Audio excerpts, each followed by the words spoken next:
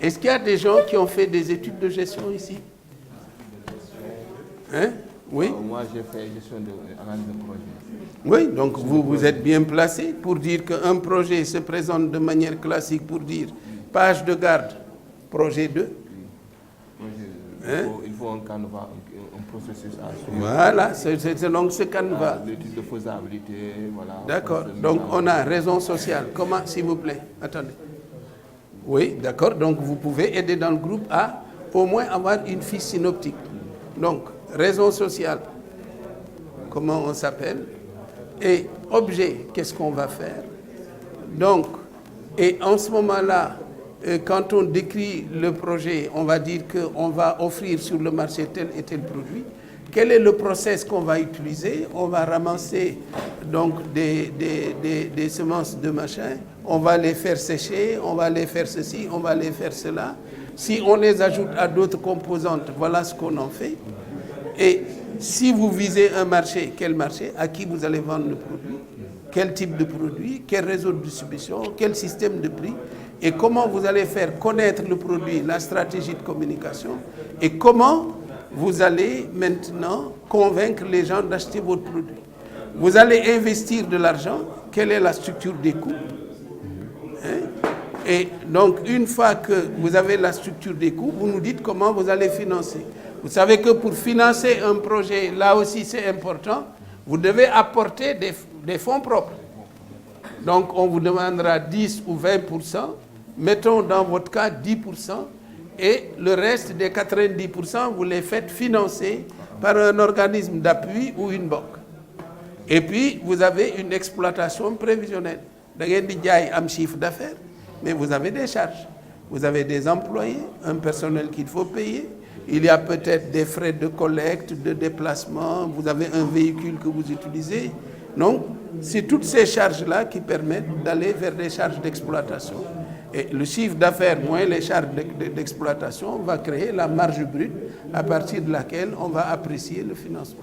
Ça, c'est des choses qui vous sont familières. Donc, vous pouvez aider le groupe à structurer de la sorte. D'accord? On peut voir aussi la rentabilité du projet en calculant un certain taux, le taux de rentabilité. Voilà, taux de rentabilité interne, TRI. Bon, mais si c'est possible, tant mieux. Sinon, je ne vous demande pas d'aller jusque-là. Après, on verra. Les spécialistes de finance vous donneront ces éléments-là. Moi, je ne fais que les survoler. L'important, c'est que vous soyez dans cette dynamique. C'est bon? Donc, attendez. On a une présidente, le rapporteur, c'est Serigne. Hein? D'accord. Serigne, c'est clair pour vous, le canevas? D'accord. Vous avez quand même 2 experts en management qui peuvent donc vous aider, et peut-être d'autres, et d'autres qui se cachent. Et vous avez une juriste derrière.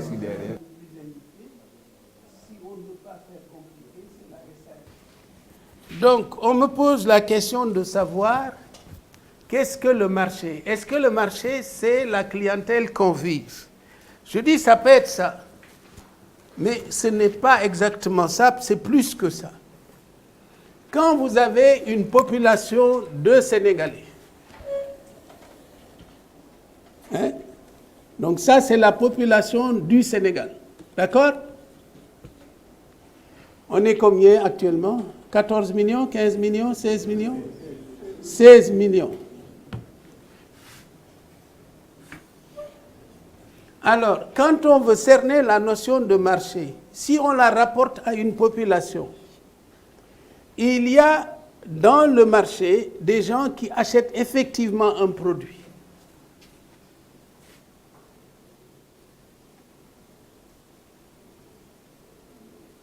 Il y a des gens qui achètent un produit.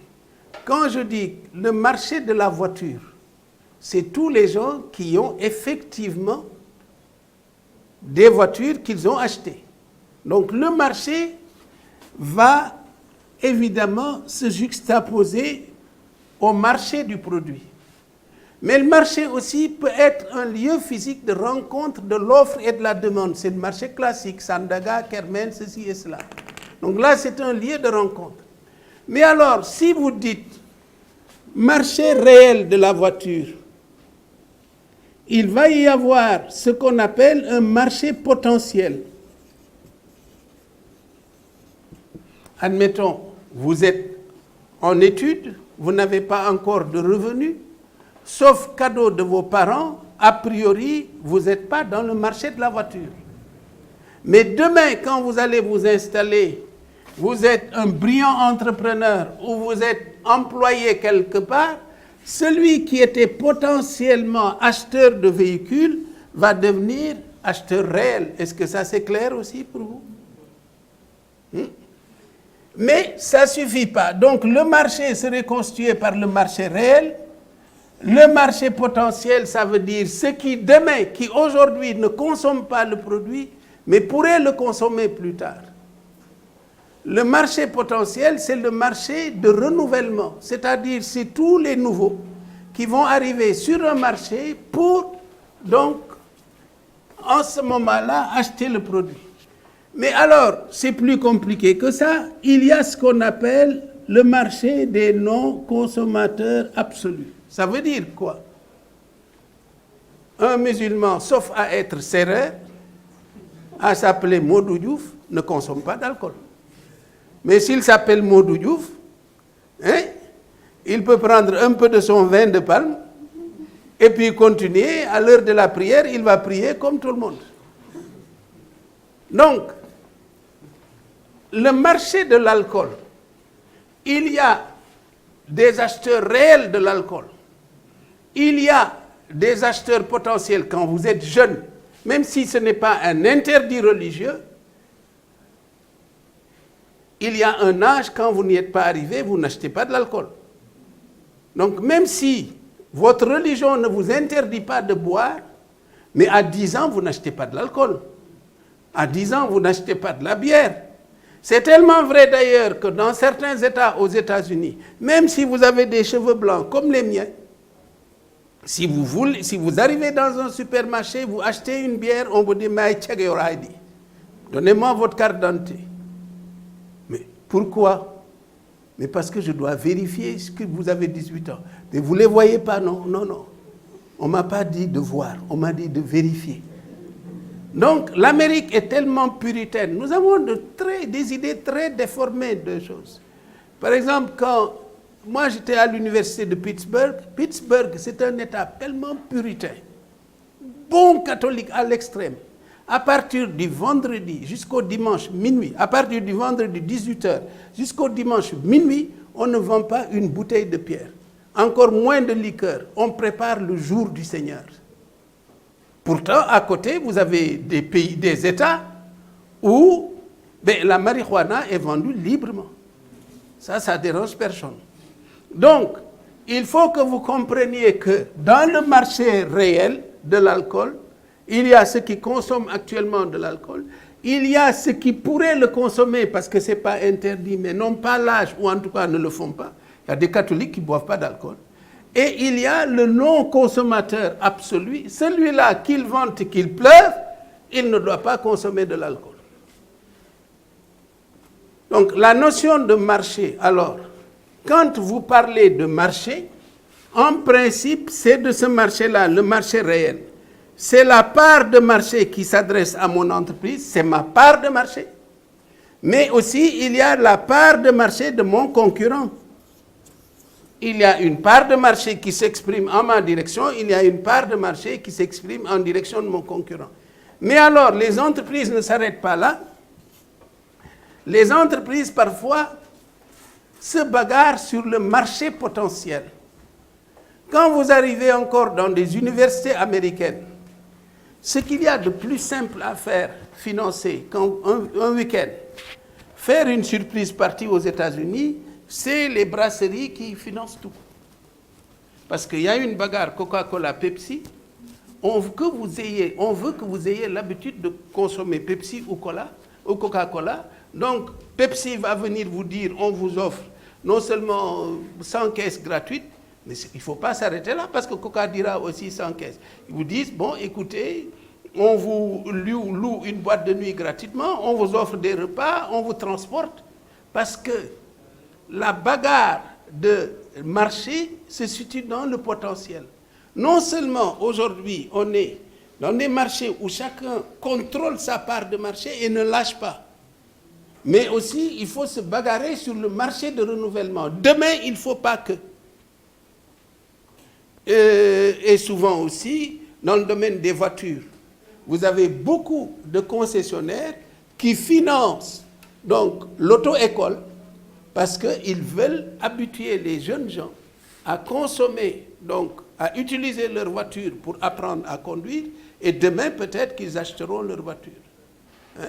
Donc la notion de marché est une notion assez complexe, mais enfin je crois que structurée comme telle, c'est un peu plus clair. Madame, c'est vous qui m'aviez posé la question. Est-ce que maintenant c'est clair? Oui, c'est clair. Très bien. Il n'y a pas de question? Hein? C'est bon. Prenez, il faut prendre le micro toujours. Hein? Oui. Bon. Oui, c'est bon. Allez-y. Je disais tantôt que pour un nouveau projet, on doit considérer que le marché potentiel. Parce qu'on n'a pas encore de marché réel. Vous n'avez pas de marché réel, mais vous allez quand même étudier le marché de la concurrence. Ah! Vous voulez vous exprimer sur une place qui n'est pas libre, sauf si le produit est nouveau. Mais si vous voulez vous exprimer sur un marché où il y a déjà des occupants, mais vous devez aussi dire, si je veux concurrencer ces gens-là, comment je fais? Et vous devez l'incarner dans les produits. N'oubliez pas ce que j'ai donné comme définition: produits fonctionnels, produits périphériques, avec ici une dimension psychologique. Et donc, il faudra que vous distinguiez ces éléments-là. Il faudra que dans le prix, si vous venez, vous êtes plus cher que tout le monde, il faudra le justifier. Si ce n'est pas justifié, les gens vont se détourner de vous.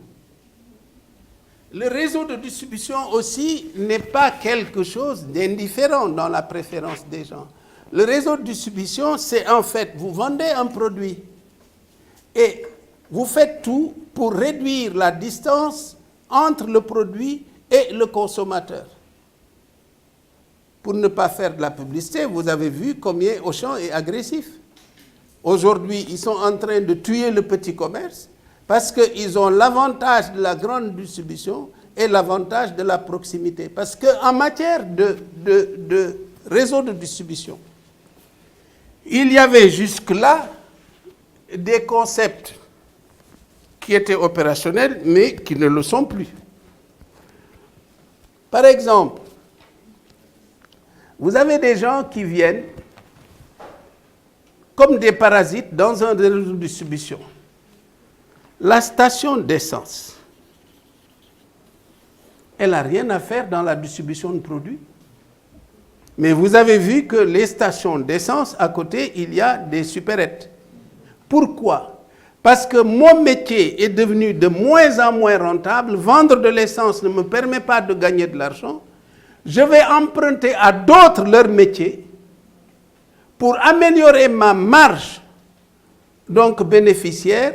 Et à partir de ce moment-là, je vais polluer le métier des autres. Donc souvent, ça arrive. Quand la concurrence est très vive sur un produit, ou quand un produit est un produit de grande consommation, il s'est banalisé, évidemment, vous avez des phénomènes parasites comme celui-là. Mais alors, les changements dans nos marchés ne s'arrêtent pas là. Jusqu'à présent, quand on parlait de supermarché, c'est ce qu'on appelait un commerce de commodité. En principe, vous aviez Hypersam. Hypersam, c'est un commerce de commodité, pas un commerce de proximité. Admettons, vous êtes au centre-ville. Vous avez Casino Albert Sarraut. Vous avez d'autres petites épiceries. Mais vous dites, Albert Sarraut, je vais me retrouver dans des embouteillages tels que je préfère prendre la corniche, je descends donc le boulevard de la Gueule-Tapée, je viens à Sam, j'ai les commodités d'un parking, je n'ai pas de problème, je n'ai pas d'embouteillage, et là je trouve une gamme complète de produits. Et en plus, le supermarché il a l'avantage prix. Il a l'avantage commodité et prix. C'est là que les choses sont le moins chères. D'autant qu'on a créé l'unité de plusieurs. Là où vous achetez quelque part une bouteille d'eau de Javel, ici, on va vous vendre un paquet de 3 ou de 4 avec des commodités, donc de prix. Donc, le supermarché, c'était le commerce de commodité. La boutique de quartier, la boutique du mort, comme on dit, c'est un commerce de proximité. En principe, c'est, comme disent les Canadiens, c'est le commerce de dépannage. Da ngay togg am loo laaj demal jëndal ma foofu benn laaj. Da ngay togg am loo xorom demal jëndal ma dërëmu xorom. Mais ça, en principe, c'est l'expression d'une unité qui nécessairement va vous coûter très cher. Acheter 1 kilo d'ail dans un commerce de commodité vous coûtera certainement à l'unité d'ail moins cher qu'acheter une gousse d'ail dans un commerce de proximité. Est-ce que c'est clair ça? Boy tox boo demee jënd paquet cigarette wala grosse, à la différence de celui qui n'achète qu'une cigarette, l'unité de cigarette reviendra plus cher que les 20 cigarettes qui sont contenues dans le paquet. Maintenant, voilà que une structure comme Auchan veut réunir les deux avantages. Je veux avoir l'avantage de la proximité, mais je veux avoir aussi l'avantage du prix. Et dans certains cas, j'y ajoute même l'avantage de la commodité parce que dans certains cas, Auchan offre aussi le confort du parking. Donc vous voyez que le réseau de distribution est quelque chose de déterminant. Où est-ce que vous pouvez trouver votre produit? C'est ce qu'on appelle la place, de manière banale. Mais il faut, vous, quand vous vendez un produit, il faut aller le vendre là où les gens qui ont besoin du produit vont l'acheter, vont le trouver. Celui qui achète du charbon, il va où? Dans des marchés. Donc vous allez vendre dans des marchés. Hein? Et donc, marché, boutique de proximité. D'accord. Dans les supermarchés. Donc, dans les supermarchés, on vend du charbon. Donc, vous avez tout intérêt à être dans la boutique de proximité, à être dans la supérette, à être dans le supermarché. Même dans les stations d'essence. Donc vous devez vous poser la question de savoir, les gens qui ont besoin de charbon, où est-ce qu'ils vont?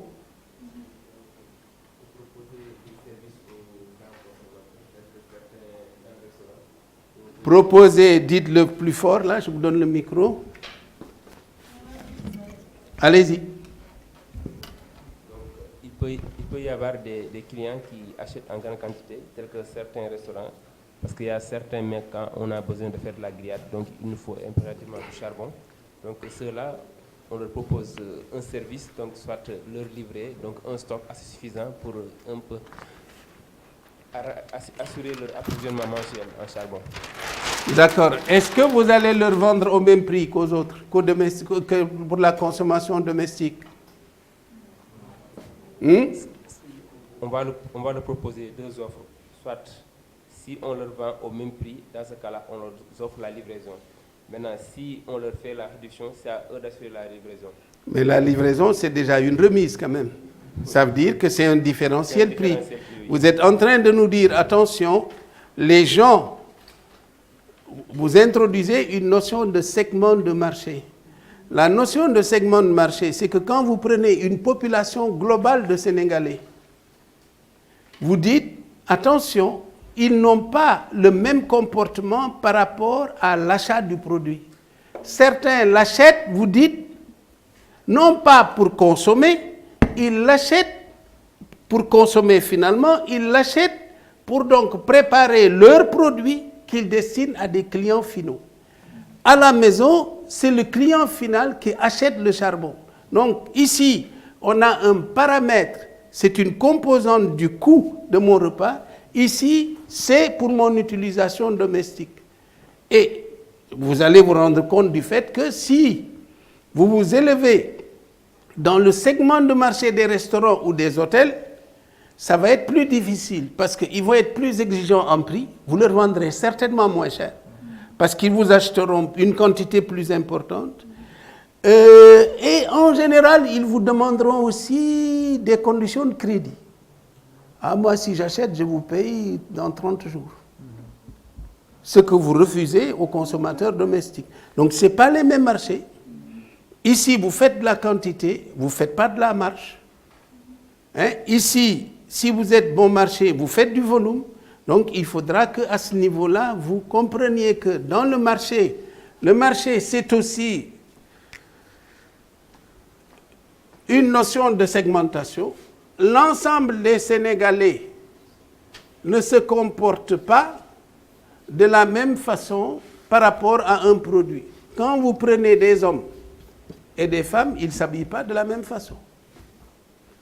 Sauf vos générations hybrides, là, on ne sait jamais, on ne reconnaît plus les filles et les garçons.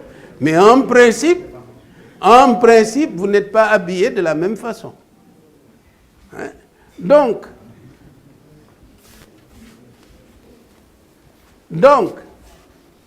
mais dans les hommes et les femmes, il y a aussi des strates. Mais si vous avez des garçons de 0 à 5 ans, si vous avez des garçons 5 à l'adolescence 16 ans, des garçons entre 16 et 35 ans, vous avez des gens donc entre force deuxième âge 35 à 60 ans. Vous avez troisième âge. Ils ne s'habillent pas de la même façon. Donc, dans une même population masculine, vous avez des strates différents. La même chose pour les femmes. Et donc, à ce niveau-là, vous êtes obligé, quand vous vendez un produit, de regarder quels sont les comportements des gens par rapport à l'objet ou au produit, et quels sont les sous-segments qui ont le même comportement. Si vous voulez avoir une réponse appropriée à une demande, il faut nécessairement que vous teniez compte donc, du segment de marché pour avoir une réponse appropriée. Certains vont dire, je ne veux pas de réponse appropriée, je veux satisfaire tous les âges. En ce moment-là, on a une gamme de produits, il y a un rayon bébé, il y a un rayon enfant, il y a un rayon teenager. On répond à tous les besoins. Comme vous pouvez dire, moi, je ne fais que des vêtements pour enfants.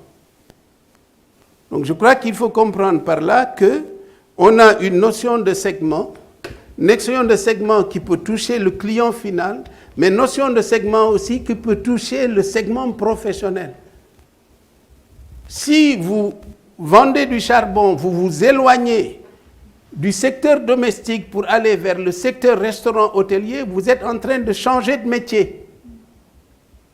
Là, les critères de choix ne sont plus les mêmes. Et il y ajoute un service, livraison. Donc je crois qu'il est fondamental, justement, d'être habité maintenant par cette notion de segmentation. Est-ce que c'est bon?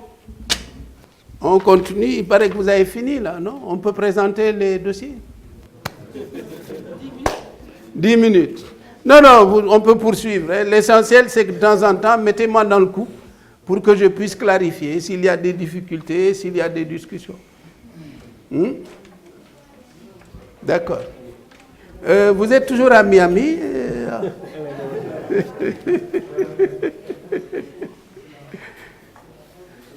Ça va? Ah, Babacar, vous nous quittez? Hein? D'accord, à bientôt.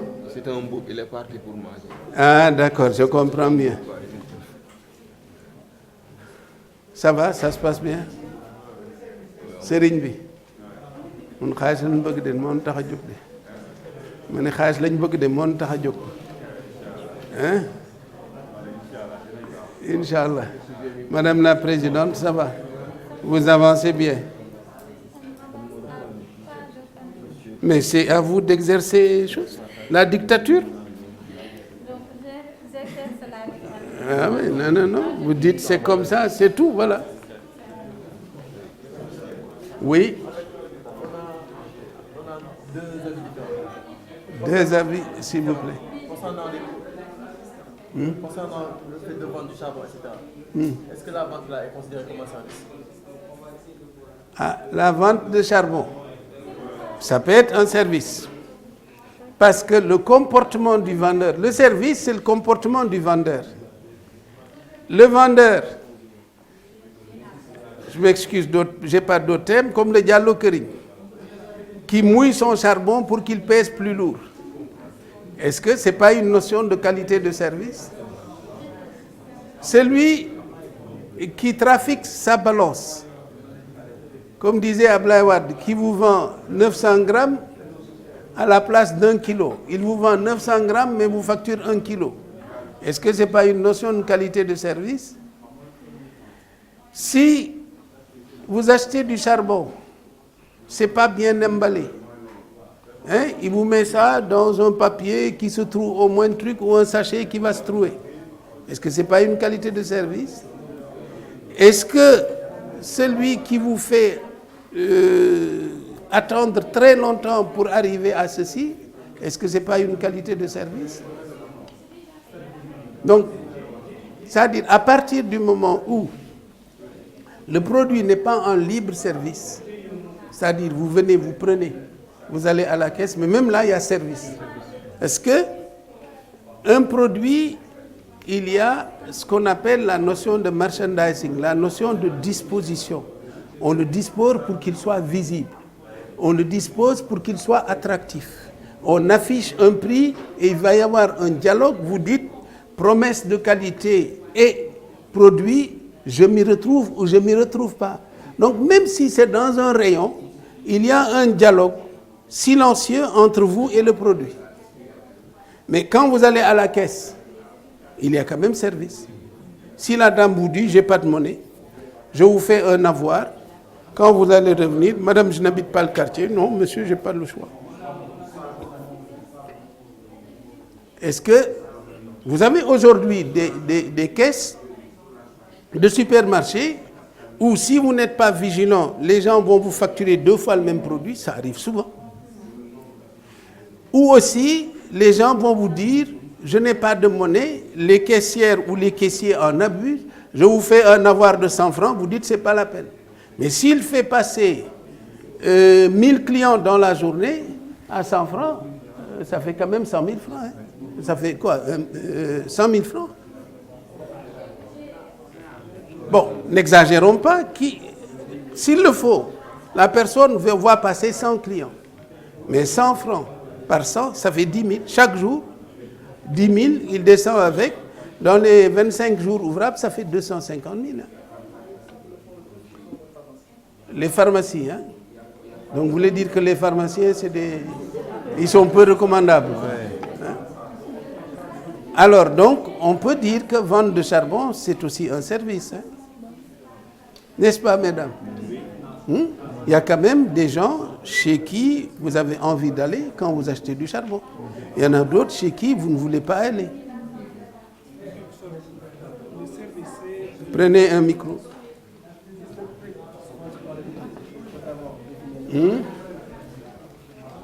Vous dites, oui, allez-y. Je dis en quelque sorte, le service, c'est le bénéfice des clients. C'est-à-dire, le service est intangible, on ne peut pas toucher, on ne peut pas voir. C'est uniquement ce que le client a à bénéficier. C'est ça qu'on appelle service. C'est justement ça. C'est immatériel aussi. C'est ce qu'on pourrait appeler un plus différentiel. C'est-à-dire que c'est un plus, hein, c'est un plus qui fait quand même qu'au lieu d'aller là, vous préférez aller là. Là, vous êtes bien accueillis. Là, vous n'attendez pas trop longtemps. Là, on vous donne votre monnaie. Là, on ne triche pas sur la balance.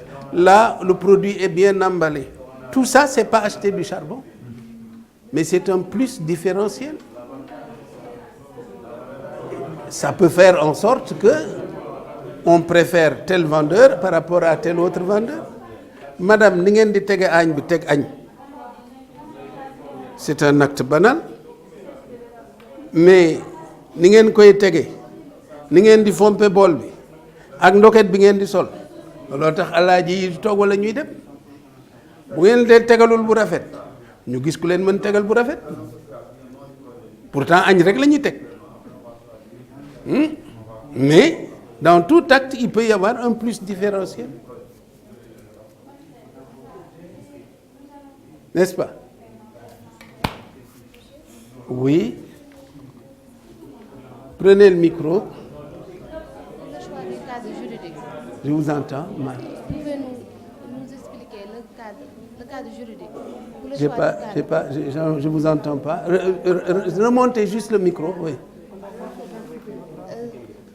Le cadre juridique. Vous êtes arrivé au stade du cadre juridique?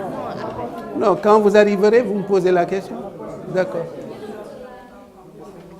C'est bon? C'est bon. Et là? Oui, prenez le micro.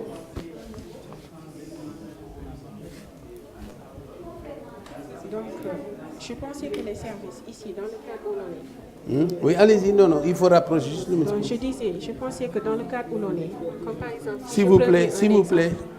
Je dis, si je prenais un exemple, un service de livraison à domicile, ça c'est un service qu'on offre à quelqu'un. Oui. Dans le service, on peut y avoir la qualité de service, c'est-à-dire la manière dont la livraison est faite, si le produit est bien amené, si le produit n'a pas subi de dommages lors du transport et tout. D'accord. Donc je pense que ici, ça se retrouve un peu. Lorsqu'on dit Ici? la vente, je dis ça se retrouve un peu. Oui, Lorsqu'on parle de vente, s'il vous plaît. lorsqu'on parle de vente et que vous nous énumérez les qualités de service de la vente, je ne pense pas que ce sont les services proprement dits offerts par l'entreprise. Mais dans la qualité de service, il y a la qualité qui est intrinsèque au produit, Oui. il y a la qualité du service. Donc deux qualités se rencontrent ici. Oui. Maintenant, si vous avez un excellent produit et que la qualité de service n'y est pas, mais les gens vont vous abandonner. Si donc vous avez une excellente qualité de service, vous êtes séduisant, souriant, vous livrez, mais le produit n'est pas bon, les gens ne seront pas au rendez-vous. Hein? Donc, en fait, c'est dans le marketing des services, c'est la satisfaction à l'ensemble de ces exigences, à la qualité du service, à la qualité du produit, qui font la qualité globale. On parle de qualité totale, là.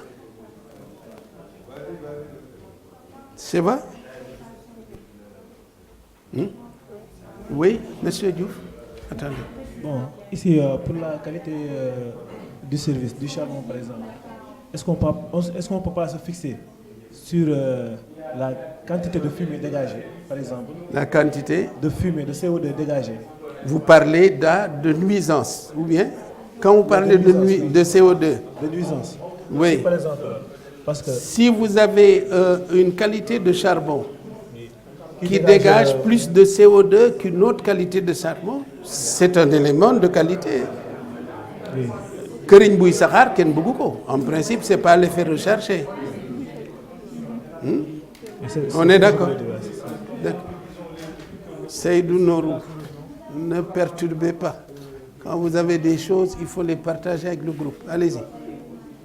En fait, j'ai dit aussi concernant le service que j'ai dit là, le service de vente de charbon. Moi, je pense que ça, c'est le service en tant que tel de notre projet. Maintenant, s'il y a d'autres, il peut y avoir d'autres services, comme par exemple, s'il y a de l'expertise sur l'entretien, par exemple, tu peux accompagner les clients après avoir lui vendu le produit. L'entretien de quoi? L'entretien du produit que tu lui as vendu. Tu fais un SAV en fait. L'entretien du charbon, c'est quoi? Comment on pas seulement, je ne parle pas seulement du charbon en fait. Peut-être le client ne peut pas utiliser, ne sait pas comment utiliser. Ne sait pas comment utiliser le charbon? Ou comment utiliser le charbon ou bien attendez, le biogaz. La notion de service après-vente, elle est liée à une fonctionnalité. Oui. Quand moi, je vous achète une montre et qu'elle tombe, et que je peux vous la ramener pour que vous me disiez, écoutez, c'est sous garantie, il n'y a pas de problème, monsieur Dan, on va vous réparer ça. Ça c'est arrêté, vous me dites non, vous avez juste à acheter une pile, la main-d'œuvre, on ne vous la facture pas. Donc c'est ça le service après-vente, qui se passe après la vente. Ça veut dire que, n'oubliez pas que le client n'achète pas une montre. Il achète une promesse d'heure exacte qui se situe dans le temps. S'il y a une interruption dans la satisfaction recherchée, en fait, vous allez lui permettre de retrouver cette satisfaction. Le client n'achète pas un produit, il achète une promesse de satisfaction permanente. Si je vous vends des aliments et que après que vous ayez mangé l'aliment, vous avez une intoxication alimentaire, évidemment là, le service après-vente n'est pas assuré. Hein? Si maintenant vous êtes un restaurant conséquent, si on vous appelle, vous direz, écoutez, monsieur, je suis désolé.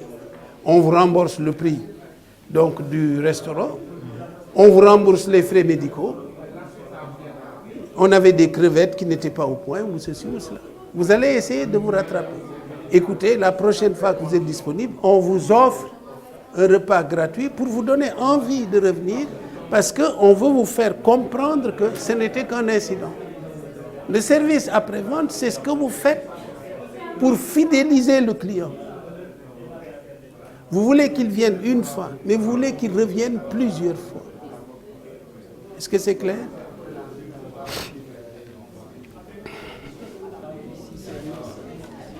Je crois que c'est bon. Hein. Le cadre juridique, vous avez d'abord l'entreprise de fait. C'est celle qui n'a pas d'existence légale. Elle n'est pas connue de l'administration légale, elle n'est pas connue du registre de commerce. C'est la dame de Tchaf qui s'installe.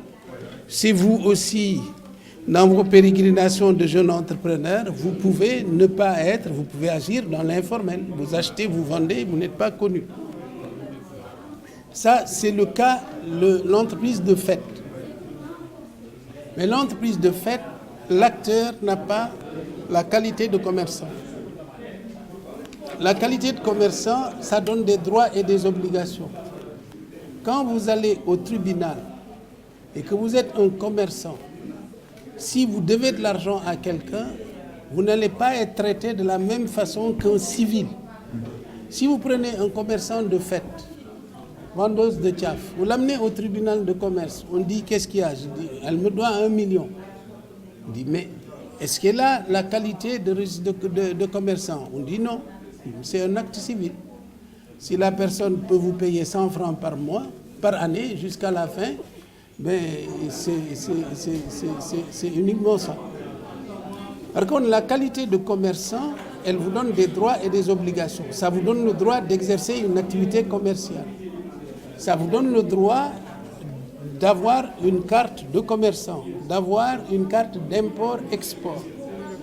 Hein? C'est un registre de commerce. Donc, d'ouvrir boutique, de vendre et d'acheter. Ça, c'est le cas de l'entrepreneur individuel. En général, quand on commence une activité commerciale, on est toujours entrepreneur individuel. Maintenant, jusqu'à ce qu'on découvre que la situation de l'entrepreneur individuel, c'est une situation très défavorable sur le plan fiscal. Parce que l'entrepreneur individuel, à la différence de l'entrepreneur qui est dans d'autres cadres juridiques, n'a pas le droit de prélever un revenu. Admettons, vous vendez, vous encaissez, et vous avez 5 millions dans votre caisse. Vous n'allez pas prendre 500 000 pour dire ça c'est mon salaire, vous n'avez pas le droit. Ils vont considérer que les 500 000 que vous avez pris, c'est une distribution anticipée de bénéfices. Et donc, c'est fiscalement frappé donc, d'une fiscalité plus lourde que la fiscalité de salaire. Si vous employez votre épouse ou vos enfants, on considère que là aussi, ils n'y ont pas droit. Donc, vous allez vous rendre compte du fait que vous avez tout intérêt à migrer vers une autre situation. Mais admettons, vous héritez d'une maison que vos parents vous ont léguée. Vous êtes entrepreneur individuel. Cette maison n'a rien à voir avec vos affaires. vous avez des difficultés, eh bien, celui qui vous poursuit, il faut vous poursuivre dans vos biens propres. Il peut demander à ce qu'on vende de la maison pour lui payer. C'est pourquoi vous dites fiscalement c'est risqué. Par rapport au risque sur mon patrimoine, je m'expose à davantage de risques.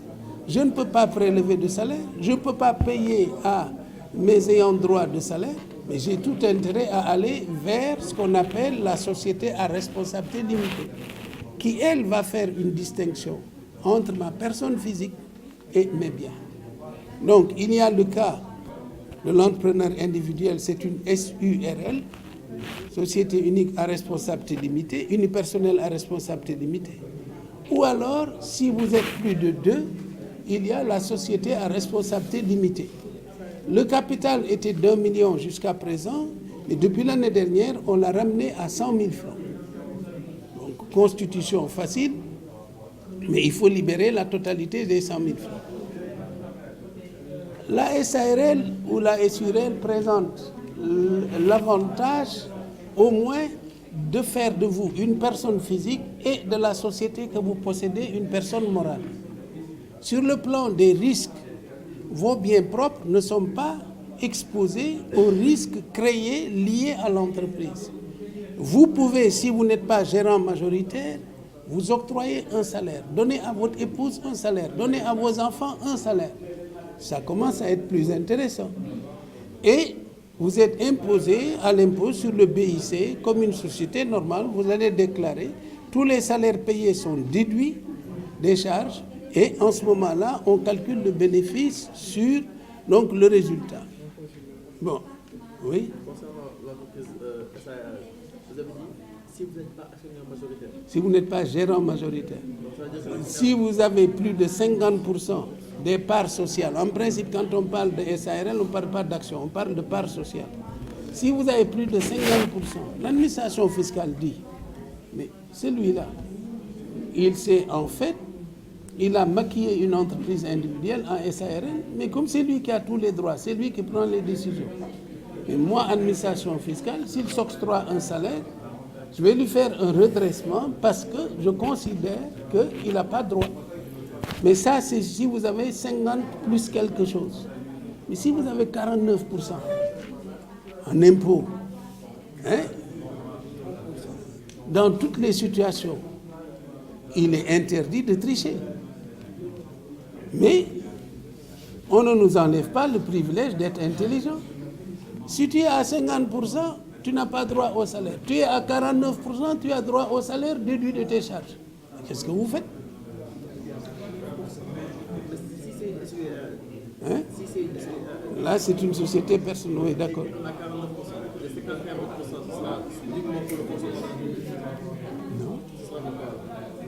Non, là, est sur elle. En fait, elle vous appartient à vous totalement, il n'y a que vous. Hein? Il y a un problème fiscal, mais vous avez le droit de prélever un salaire. Il y a quand même, n'oubliez pas que c'est une fiction. C'est-à-dire, on dit que vous êtes différent de la société qui vous appartient à vous en totalité. Il y a une personne physique, vous, et une personne morale constituée par la société. Donc, quand vous êtes dans ces situations-là, bon, il y a l'autre, je ne parle pas des sociétés en nom collectif ou sociétés par action, ça c'est des choses qu'on ne fait pas ici. Il y a peut-être le GIE, le groupement d'intérêt économique. Ça, c'est vraiment un cadre juridique galvaudé. Les Sénégalais en ont fait une société à but lucratif, alors que ce n'est pas le cas. En France, on l'avait créé pour que ce soit un prolongement d'activité. Admettons, vous êtes 5 médecins, l'un ophtalmo, l'un gynéco, vous dites, mais on peut avoir une seule salle de consultation, on va l'équiper ensemble. On peut avoir un seul secrétariat, on va l'équiper ensemble. On a besoin d'une ambulance pour nos urgences. Au lieu d'acheter 6 ambulances, on partage une ambulance. Mais c'est que c'est une mise en commun de moyens. Chacun d'entre vous cotise et vous partagez les charges. À la fin de l'année, s'il y a un excédent, évidemment, on retourne à chacun sa part d'excédent. Hein? Et s'il y a un surplus, donc on retourne. S'il y a un manquement, on vous demande de cotiser. Mais chacun d'entre vous fait une déclaration d'impôt individuellement. Mais ici, les gens en général, c'est les femmes qui sont dans le poisson, qui constituent un GIE, mais elles le poursuivent avec un but lucratif. Elles achètent, elles vendent, elles produisent du bénéfice. L'administration fiscale, je dis, mais je m'en compte tamponne, je vous fiscalise comme si vous étiez une société à but non lucratif, à but lucratif. Maintenant, laissez-moi terminer. Maintenant, ce qui est très dangereux, c'est que dans le GIE, vous êtes solidairement responsable. Si aujourd'hui, lui, il vous dit, écoutez, on a besoin d'un financement de l'ADER, mais pour ça, on doit apporter 5 millions. Vous cotisez tous. Et vous lui donnez les 5 millions. Il a le pouvoir de signature. Il va à l'ADER, on vous prête 15 millions. Il se réveille un beau jour, il prend une nouvelle épouse, il va tout à l'heure, la dame m'a dit, je vais à Miami. J'ai dit, il va en voyage de noces à Miami. Vous allez ajouter à l'amertume de perdre votre argent, pendant que lui, c'est la coule douce, vous devez payer les 20 millions à sa place parce que vous êtes tous solidaires. Donc le GIE, il faut s'en méfier comme d'une peste. Hein? Parce que ce qui lie les membres du groupement n'est pas opposable au tiers. C'est pas le problème des tiers. Je vois Samuel, il a de l'argent, ou il a une maison, je saisis sa maison, je la vends. Maintenant, il va prendre un fusil et attendre l'autre à l'aéroport, mais pour l'instant, il va payer. Donc le GIE, il faut s'en méfier. Alors, je crois que ce qui vous reste, c'est une SARL. Société anonyme, je crois que vous n'y êtes pas. La société anonyme, c'est la société capitaliste par excellence. Ça veut dire qu'on manipule des moyens, qu'on gère des centaines de millions. Et en général, la SARL, c'est des gens qui lient quelque chose. Il y a ce qu'on appelle un affectio societatis. Il y a un lien de parenté ou d'amitié ou ceci. Donc c'est en fait ça le cadre juridique. Mais le cadre juridique, comme vous l'avez compris, a des conséquences sur le risque auquel vous exposez vos biens, mais sur le risque fiscal aussi. Monsieur, je peux... Donnez le micro à l'autre. Donc, à ce stade précis... Je ne vous entends pas. Non, je crois que c'est vous qui devez rapprocher le micro. Oui, à ce cadre précis. Donc,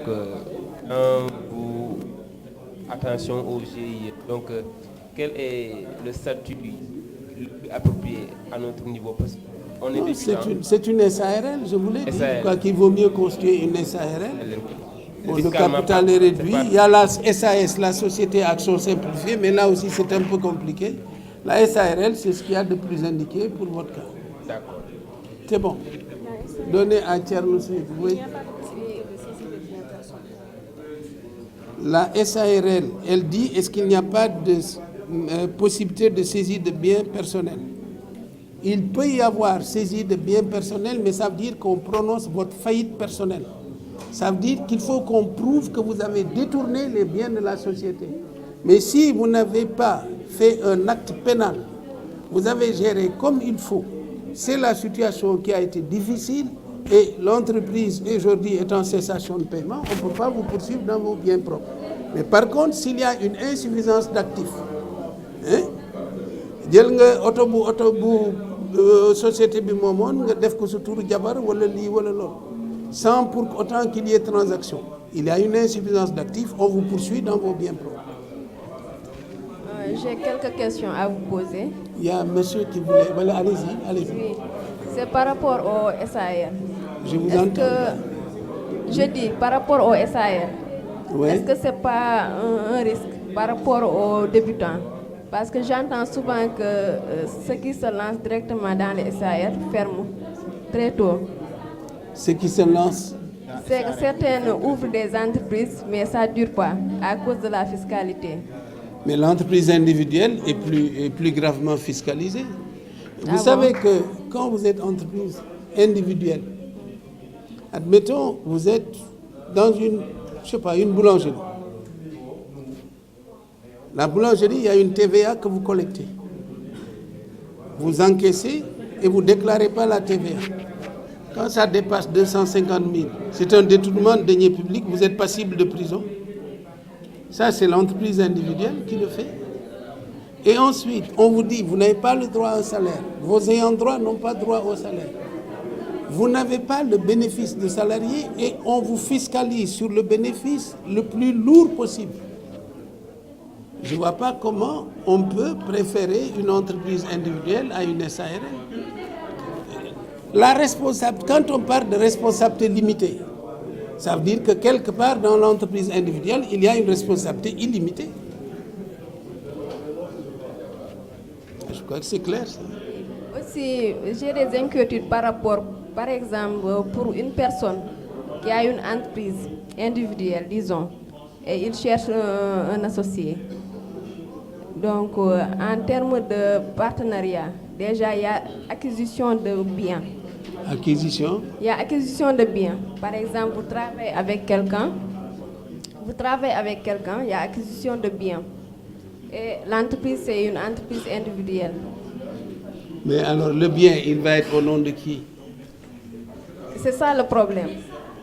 L'entreprise, c'est une entreprise individuelle. La responsabilité est au nom de celui qui a ouvert l'entreprise, mais il est associé à quelqu'un. Donc, il n'est pas associé? Ils ne sont pas associés. C'est-à-dire, si vous êtes associé, ça veut dire que vous êtes égal dans la gestion de la société? Oui, il y a une égalité. D'accord. Là, c'est une société de personnes. Ce n'est plus une entreprise individuelle. C'est une association de personnes. Auquel cas, s'il y a des biens acquis, mais les biens doivent appartenir aux deux personnes qui ont créé. Mais par contre, il y a des risques au niveau des... par exemple, s'il y a des contrats à signer, la personne qui a ouvert l'entreprise se soumet à des risques. Alors que l'associé, au contraire, il est sous l'ombre. Quand vous êtes associé, vous avez les mêmes droits. L'autre ne peut pas signer. Mais ce n'est pas déclaré au niveau des... Ah, si ce n'est pas déclaré, là, on est dans l'informel total. Parce que je vois que beaucoup de débutants s'associent avec quelqu'un, 2 à 3. Mais s'associer, est-ce que c'est une association de fait? Mais au niveau des papiers, ça ne figure pas. Ah oui, mais si c'est ça, c'est de l'informel, on peut... Quand vous allez au tribunal, on va chercher des témoignages. Maintenant, les associés tirent beaucoup d'avantages, mais lui, il est soumis à beaucoup de risques. Qui ça? Mais ce que vous dites là n'existe pas. On ne peut pas avoir des associés. En fait, si vous êtes associé de fait, ça veut dire qu'il n'y a pas de papier qui prouve que les deux ont mis leur argent là-dedans et travaillent ensemble. Ça veut dire qu'il y a une société de fait. Et s'il y a un contentieux, le tribunal va essayer. Parce que en matière d'argent, normalement, quand vous faites une transaction de plus de 20 000 francs, elle doit être écrite. Mais dans nos cultures, on échange jusqu'à 1 million, plusieurs millions, sans la seule parole donnée. Donc, au tribunal, il y a souvent des situations de ce genre. Mais on n'a pas d'écrit. Ce qu'on fait, on va faire un témoignage. S'il y a 3 témoins qui s'accordent sur un fait, ils disent que Madame Untel est bel et bien associée, fait qu'elle a une part au capital. Tribunal, si l'autre n'a pas de témoins qui disent le contraire, mais on va donner droit à ce que les témoins ont dit. Maintenant, s'ils ont fait un faux témoignage, qu'ils comprennent qu'ils s'exposent à des poursuites pour faux témoignages. Auquel cas, le tribunal peut les poursuivre. Mais une situation de fait, c'est une situation de fait. yow soo àndeek nit ñàkk fayda ba nga jël mu dugal 10 millions nga dugal sa 10 millions nga ñàkk fayda ba muy signé loo yëgul wala di la engagé ci kii. Même dans un ménage, c'est des situations qu'on n'admet pas. C'est bon? En fait, je dis pour apporter un peu plus d'éclaircissement sur les catégories des sociétés. En fait, on a 2 catégories de sociétés. On a les sociétés de capitaux et les sociétés de personnes.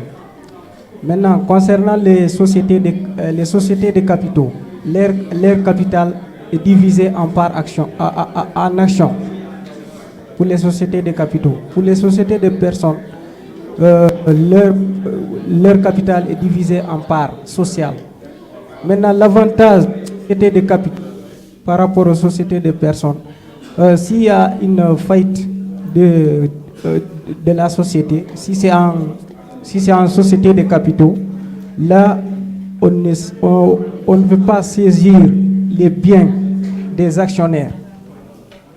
Maintenant, par contre, pour les sociétés de personnes, s'il y a une faillite de la société, on peut saisir les biens. Si les biens de l'entreprise ne peuvent pas couvrir les dettes de la société, on peut saisir les biens des associés. C'est ça la différence, en fait, entre les deux. Maintenant, de l'autre côté, au niveau des sociétés de capitaux, on peut retrouver les SA, comme les sociétés anonymes, les SARL, les sociétés à responsabilité limitée, dont les actions, les responsabilités des actionnaires sont limitées juste au niveau des actions, de leur part, de leurs actions qu'ils ont apportées.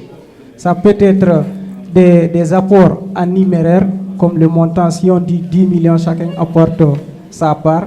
Si c'est un apport en nature, si ça peut être un bien. Si c'est un apport en industriel, ça peut être une expertise, une recherche dans un domaine précis. C'est ça juste en fait. Pour que ce soit partagé d'ailleurs avec vous. Écoutez, il est 14h. On va arrêter et on se retrouve demain à 9h, Inch'Allah, pour poursuivre. Je vais faire l'exposé sur la seconde partie. Et puis on poursuit la question.